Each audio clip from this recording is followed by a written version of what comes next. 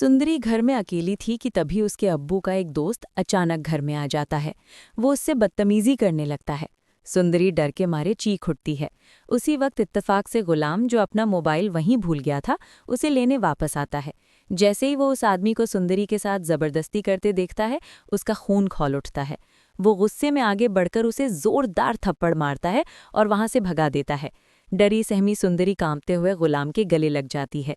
दूसरी तरफ हवेली में तूफान से पहले की खामोशी है। साहिब जानदार को डांटते हुए कहते हैं कि उसकी वजह से कई घर बर्बाद हो सकते हैं। वो उसे चेतावनी देते हैं कि अगर खुर्शीद को सच्चाई पता चली तो अंजाम बुरा होगा। उधर बादशाह पागलों की तरह सुंदरी को शहर में ढूंढ रहा होता है। अचानक उसकी नज़र गुलाम की गाड़ी पर पड़ती है। वो रुककर पूछता है कि वो वहाँ क्या कर रहा है। गुलाम बात संभालते हुए कहता है कि वो एक बेसहारा लड़की को छोड़ने आया है। बादशाह उससे मिलने की जिद करता है। जब बादशाह सुंदरी के घर पहुंचता है और सुंदरी उसे देखती है तो उसके पैरों तले जमीन खिसक जाती है। उसे अपनी किडनैपिंग याद आ जाती है। तभी बादशाह अपनी जेब से उसकी अम्मी की पायल निकालकर देता है। पायल देखते ही सुंदरी की आंखें भर आती हैं। बादशाह कहता है कि वो यहाँ अकेली कैसे रहेगी, उसे हवेली चलना चाहिए। सब उसे साथ लेकर हवेली पहुंचते हैं। हवेली में दाखिल होते ही जानदार सुंदरी को पहचान जाता है और घबराकर पूछता है कि उसे यहाँ क्यों लाया गया है।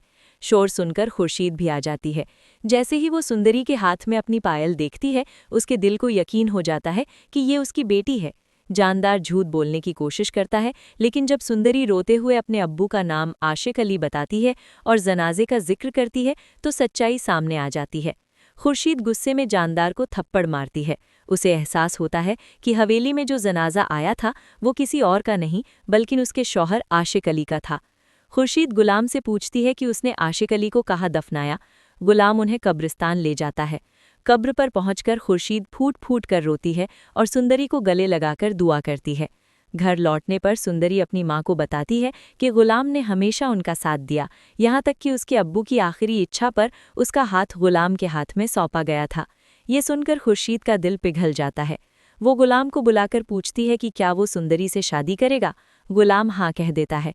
सुंदरी भी राजी हो जाती है और इस तरह घर में उनकी शादी का फैसला हो जाता है। अब सबसे बड़ा सवाल ये है कि जब बादशाह को पता चलेगा कि उसकी मोहब्बत सुंदरी की शादी गुलाम से तय हो गई है तो वो क्या करेगा। क्या वो दोस्ती के लिए अपनी मोहब्बत कुर्बान कर देगा या गुस्से में कोई खौफनाक कदम उठाएगा। कहानी का असली मोड़ अभी बाकी है।